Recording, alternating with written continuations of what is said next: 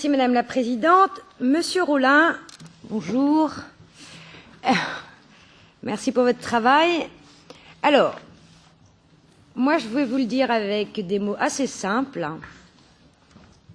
Merci pour votre travail parce qu'on est au cœur, lorsque vous parlez notamment des vapeurs diesel, je pense que vous êtes en train, monsieur le rapporteur, de réparer le manque lamentable de courage politique de la Commission européenne.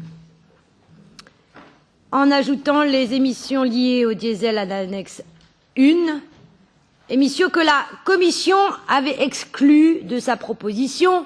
Le groupe des Verts, en mon nom, avait déjà déposé une série d'amendements en ce sens dès la première phase de discussion du texte. Et je le dis, mais vraiment sans aucun regret. Je pense que la Commission européenne ne se rend pas compte du message qu'elle envoie. Le Parlement européen a consacré toute une enquête sur le Dieselgate. On pouvait attendre de ce projet de rapport qu'il mentionne au moins le diesel. Et c'est ce que vous faites, monsieur le rapporteur, et je vous en félicite. Mais je crois que la Commission européenne doit comprendre réellement ce chiffre. Encore besoin d'égrener des chiffres. C'est ça qui est terrible, hein. Mais chaque année, mes chers collègues, chaque Européenne et chaque Européen exposé à une pollution ambiante au diesel, et ça a été redit par mon collègue M.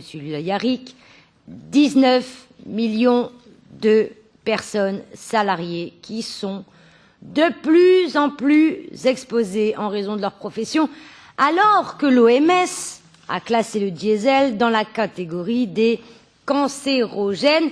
Certains, c'est pas probable, c'est certain.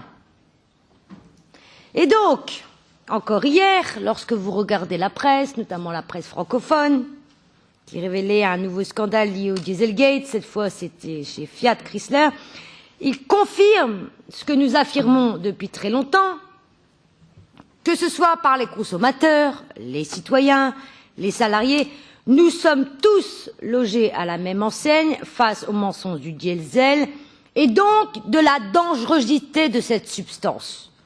Donc inclure les émissions liées au diesel dans le champ d'application de cette directive, mais c'est juste un strict minimum. Et moi, j'arrive toujours pas à comprendre quand la Commission européenne va-t-elle se réveiller. Vous attendez quoi?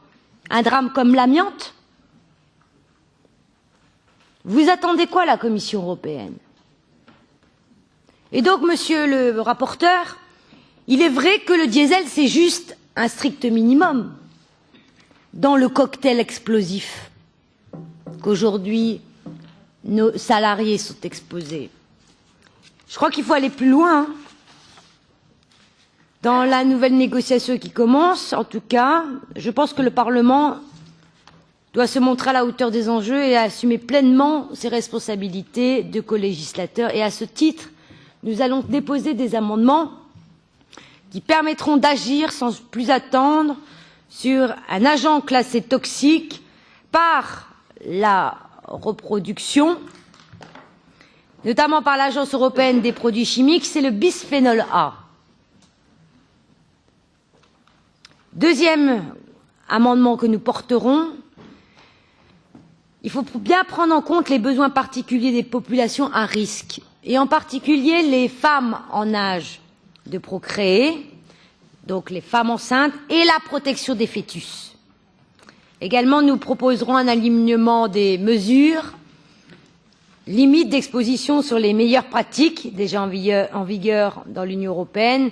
Cela vaut bien sûr pour le diesel, où les Pays-Bas sont plus protecteurs que l'Allemagne, contrairement à ce qu'avance l'exposé des motifs du rapporteur. Enfin, je pense que je vais devoir vous dire, monsieur le rapporteur, que ce rapport, il n'est pas négligeable.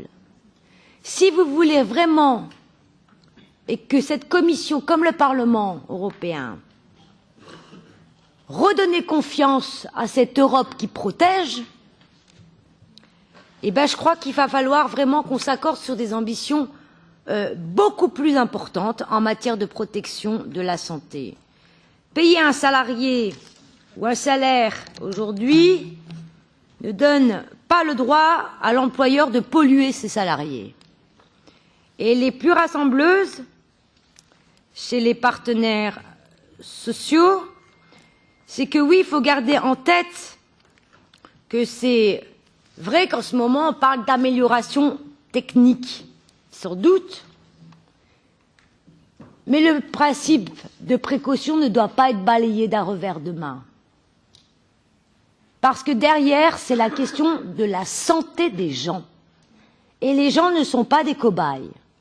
Les gens ne peuvent pas se permettre, justement, après, justement, d'avoir terminé, je termine, Madame la Présidente, après avoir travaillé avec des substances chimiques pendant 10, 20, 30 ans, se retrouver à la retraite en se disant ben, je n'ai que 5-10 ans encore à vivre parce que justement j'ai travaillé dans des conditions qui n'étaient pas dignes avec des produits chimiques qui ne permettent pas de profiter justement du non-travail. Alors j'aimerais bien que vous méditiez ça, la Commission européenne, parce que sur le diesel, je peux vous assurer, nous sommes au début du combat et que nous n'allons pas laisser faire. Merci Monsieur Rolin.